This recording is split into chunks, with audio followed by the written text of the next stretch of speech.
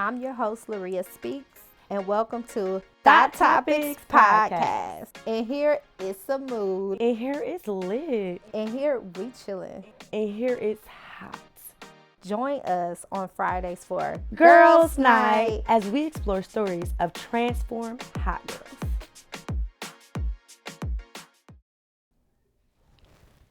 All right, it's Laria, and I'm back bringing you new episodes of Thought Topics Podcast and kicking off our interviews and stories next month. But for the month of October, you can just count on these. Well, actually, a little bit of September and October, but yeah, you could count on these little pick-me-ups. So today's episode is about the benefits of a male friendship. This one is probably going to be shorter. Who knows? Sometimes when I get talking, I ain't talking. But I feel like this topic is so important for women, especially women of color, but the importance of male friendships, male and female friendships. But before I get into like listing some of the things that are important, and I might redo this episode with one of my close male friends, but for now I'm gonna just give y'all my benefits. But let me lay some foundation on. This is specifically for the people who are like, if you're in a relationship and you marry a male or female friendship, is out of the line, it's out of the question. And granted, if that is your thing, if that's your standard, that's your standard. Not knocking nobody's standard or what boundaries they want to set in their relationship. But as for me, I do feel like as male and female, we need to see each other as human beings first. My personal belief, and this is no attack, no shade, because there's probably more women that feel that way than men. My personal belief is that because you refuse to see the opposite sex as human and you only see them as romance and intimacy, that's why you don't believe a male or a female can be friends with each other. That's not an attack. That's not an attack. I'm just saying. That is my personal belief. Because if you just saw them as human, I see them as God's children. I see them as God's son before I see them as anything romantically. And that's what helps me have healthy male relationships. My sexual urges are just not out of control to where I feel like everything, even if you are nice looking, and just because you're nice looking don't mean I find you attractive. Y'all clock that T, okay? But just because even if you are nice looking, that does not mean that I feel like I'm supposed to be intimate with you or romance with you. And maybe it's, y'all gonna say it's because I'm a woman, it's because I'm a woman, but wait, yeah, I gotta redo this with my male bestie so he speak on it too. But that does not mean that my sexual urges are there for you or romance is there for you, because God has purified my perspective of his people to see men as just human beings. And I am capable of genuinely giving a male the same love and friendship, the same pouring into as I would a female friend, because my urges have been submitted to God. My perspective has been submitted to God. And I'm not in a space where I'm not going to say I don't make impulsive decisions because I'm a human being, but I'm not in a space where every time I see a man, it's just like, oh, that's my man, or can he be my boyfriend? No, I am asking God who he is. And I think I've said this before to friends and in women's spaces of how we are missing out on great business partners. We are missing out on great support systems. We are missing out on great extended family members. We are missing out on great opportunities to build relationship, to build network, to build community with people, because we can't see past them as intimate in the space of intimacy and romance and just see them as a human being. So that's just my take on it. But let me get into the benefits. So I do have a few male friends that are close to me, like a brother. I will be honest though. There are times where friendship has shifted into romance, but I was always open, honest to all parties involved, if that ever happened. But there are friendships that have been just pure from day one. And then I think sometimes it's you can get to a place where you bonding with a friend with somebody, and if you don't have the emotional intelligence to discern friendship love from romantic love, because those are different things if y'all didn't know, and I'll break that down in a second. But if you are in a place where you can discern, you can think your friend bond or your friend vibe with somebody is supposed to be more intimate, and dang near ruin a good friendship, or figure out like, I don't really like you romantically. We was just going real hard as friends and kind of got beside ourselves. And so that's another reason, something I learned very early on in life, that I don't ever want to lose a genuine friendship, because either people saw us hanging together and was like, oh, are y'all dating? And like, oh, y'all should be dating, or y'all gonna end up getting married because y'all so close. And we end up exploring it and being like, we don't like each other like this. Like, and now we just ruined a good friendship. Or if it's situations where you just kind of beside yourself, and being so self-aware to where like, I'm just lonely right now and I don't really like you. I'm just lonely, or my feelings hurt. And so those situations do happen, and I think that's where the standard comes from people who don't want their spouse to have romantic partner. I mean, to have friendships with a male or female, because it could end up being a romantic partner, and which I do understand. But also the person, I feel like you have to be a person that has been mature enough to go through that, or mature enough to recognize that, so that you aren't falling into it. And bringing it all back to my statement, one of the things that I do when I meet people, because I see them as God's children, is I ask God who they are to me. Literally, and somebody chewed me out. Like, oh, you're not even giving a person a chance after they say hello and this and that, because I already asked them I already asked God who they are to me. What do you mean ask them? From the moment I lay eyes on you. If I go into a social space, and let me get y'all out of me and God's conversation. But if somebody's approaching me, while they're talking, I can multitask. They could be saying hi, who is this, they name, whatever else. But I'm immediately like, Lord, reveal it. Reveal who they are. And me moving like that has saved me so much.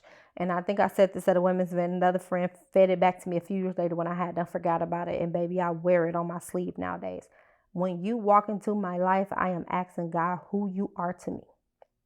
Because that has helped me so much in knowing how to place somebody.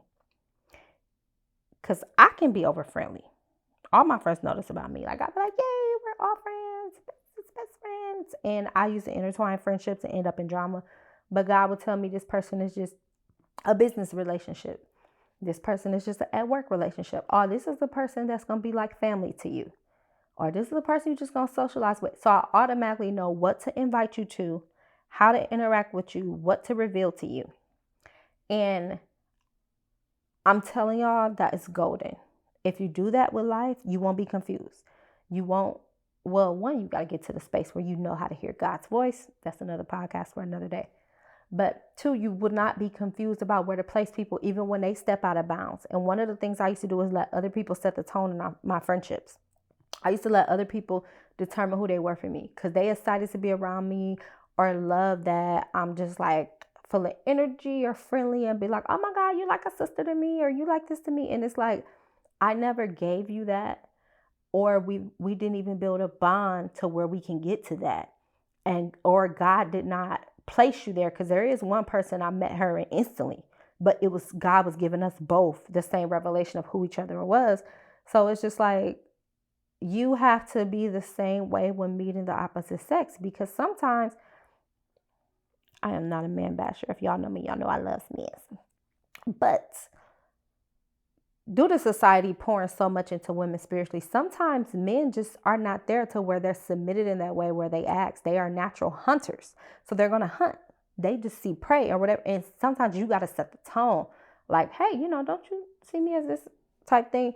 And I'm not saying befriend somebody that's trying to get at you, because I feel like that's manipulation. I've had dudes who, I know you interested in me and you trying to be my friend only to find you out to get in my drawers. No, those are not your friends. I'm not saying befriend those men. But what I'm saying is like genuine connections. You have to set the tone of like, is our relationship business? Is it ministry? Is it professional? Or is it romantic? All right. So I'm going to go over the different types of love. I don't even know how to pronounce all of them, but we're just going to focus on two. Philia, Philia, it's a Greek word. That's love between friends. And then there's eros, Eros. That's romantic love.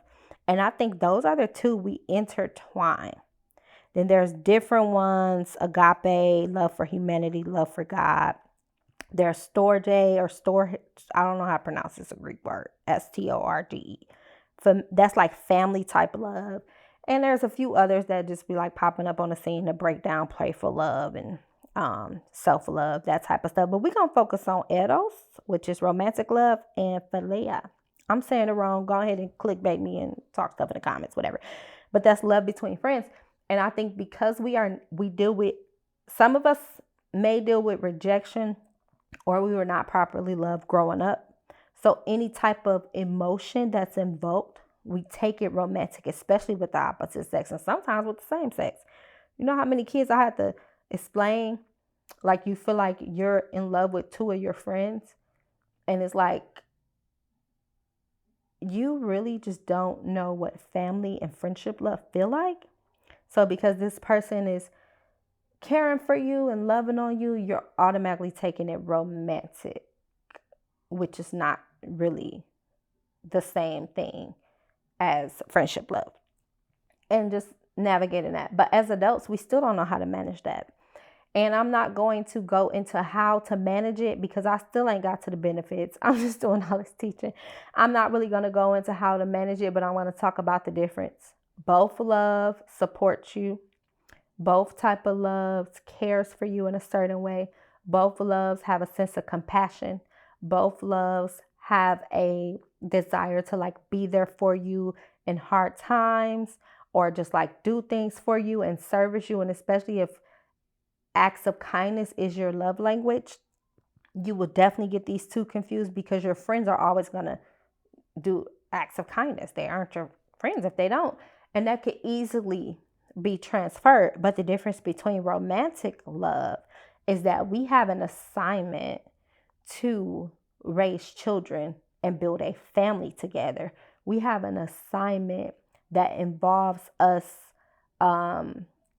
making a commitment to God together. We have a boldness in a perfect world. I know y'all don't be whatever. We have a boldness to proclaim that we are going to be celibate and wait to our godly covenant. I'm just saying, if you could do that, you could do that. But we also have an intimacy that God ordained and a revelation from Him on this is your person. And the reason why that the revelation from God is important, because sometimes you can just have your sexual urges out of control and get connected with somebody you're not supposed to be. Sometimes your sexual urges can just be your idol and control you. And now you over here done breeded with two bloodlines. I ain't saying like we dogs, but it is what it is. You done intertwined two bloodlines that are both chaotic. And now you wondering why you got the child from hell. You birthed in the seed Chucky. But generational curses are real. And some things just don't need to be intertwined. And also, in a moment of impulse, we done something that we both know we don't want. And we're in a situation that's causing chaos in our life. And so, yeah, you just got to be mindful of your submission to God, your devotion to God. And that if you are not in a place of emotional intelligence, which I recommend therapy and books and things to get you there in emotional intelligence to where you can know the difference, you can misconstrue needing that family love and that friendship love to automatically mean somebody you're supposed to be intimate with. All right. So let's break down the benefits.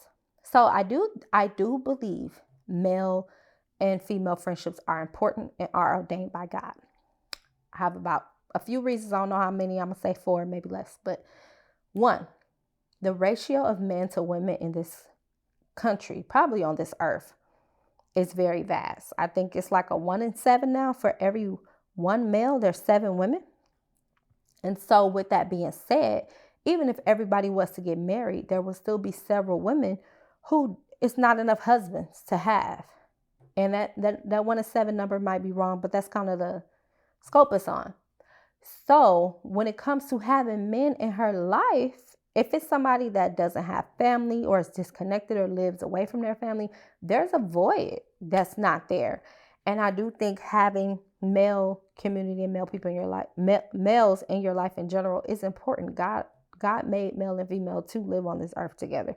And it's important to have men in your life because there ain't enough husbands to go around in this era. But we just going to speak that the Lord is birthing a lot of males so that the next generation has no lack in Jesus' name.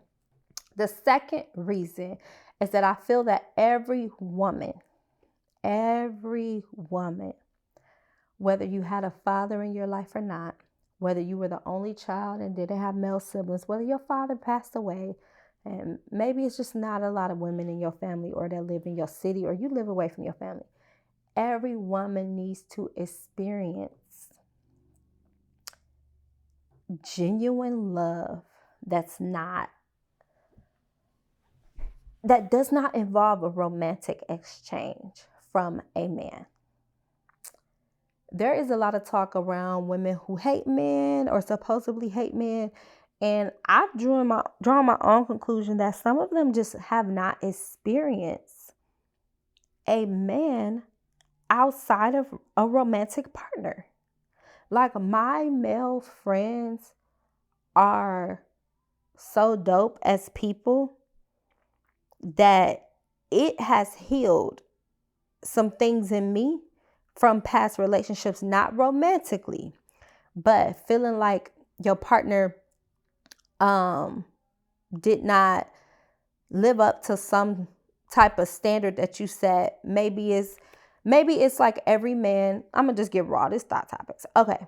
Every man who did something for you wanted some type of sexual exchange. Or, real personal for me, I was sexually abused when I was 11 years old. And the person that did it used to always say, "Laria's so cute," or compliment me or say stuff like that, like even in front of my family. But that was like a weird way of grooming me. And although he wasn't a full adult, he was still older than me. Like, for years, I did not like when people complimented me because I always felt like they wanted something, because it wasn't just that.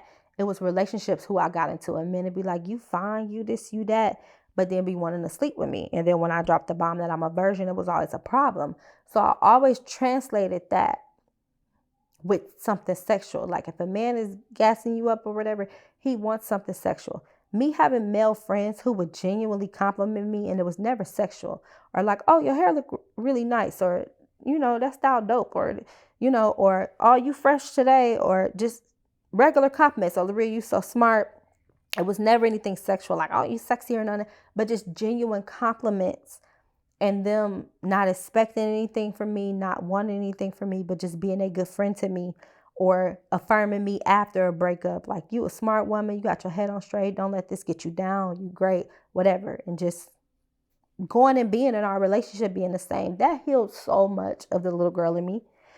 And I felt like it gave me opportunity to really step into a place of wholeness. Like, there were still some deep things that I still had to go through in certain type of relationships. It gave me an opportunity to step into wholeness without breaking someone else's heart, because there were people I hurt with that mindset. Like, it used to irritate me if men were dating me and would always talk about how pretty I was. I'd be like, "Shut up. Like, can you stop?" And they'd be like, "What is your problem?" I just don't like that. But stepping outside of that and the men in my life treating me that way helped me heal. So that's what I mean. And then also for women that are single, y'all always be like, "Oh, y'all jump into relationships, y'all choose wrong." Sometimes women choose wrong because they don't have that protection in their life. I remember there was a season of my life where I just wanted to be married because I wanted like a bodyguard. Like, I was tired of men at church hitting on me. I was tired of the gas station. I was tired of people's husbands thinking I'm finna be their sneaky link. I was tired, and I'm just finna get a boyfriend. I'm finna get a man. I'm finna get married. So y'all can leave me alone. But me having male friends, they're guarding that. Ain't nobody gonna play with you when they know a man is around. Ain't nobody finna try to snake you in a certain way if they know that you are protected and you have male family members. And for so many women that don't have family, that is needed. So yeah, those are some of the small benefits. There's so many more as far as when you're getting played with. And I got a friend that's a couple. I talk to them or whatever about certain stuff. And it was a point in time I was like head over heels in some type of situation. And I was talking to him about it. And he was like, Laria, I think you're being delusional. And I'm like, how? And then he pointed out to me like X, Y, Z, whatever. And I was like, dang, you're right. And he was right. And so having that male perspective when it's somebody that's not your family, that really could see you for you and see the situation for what it is, or that you feel like don't have because I don't know, the men in my family, they just didn't want us talking to nobody, baby. So sometimes you can't really listen to what they say. But them being able to school you and help you and guide you to navigate these relationships. And then there's also times where they check me like, Laria, you kind of being insensitive, or you just kind of being this, or it's so many benefits to having male friendships. And I'm sure these can be flipped in reverse. Some women get super excited over a man doing the bare minimum. It's like all these trends about bare minimum, all just holding your doors or just paying for stuff and just things like that. I got male friends who do that. So this ain't my first time. I'm not hyped on it. And of course, men in my family. And so that's not a determining factor whether I choose somebody as a mate. And then also there are expectations that you will have that you feel like not that you feel like that. The opposite person may feel like, oh, that's over the top. Oh, that's doing too much. But then you like, I have people in friendship with me that treat me this way. And that's a reflection of true love. And that's how you weed out somebody that just wants to play with you and not pour into and invest in a relationship with you, because you're like, I got healthy people in my life, male and female, that love me. And so you know what using you looks like. So as you can hear, there are many benefits of having a male friendship that are outside of romance, that are outside of intimacy, that are outside of the fears and reservations that people may have.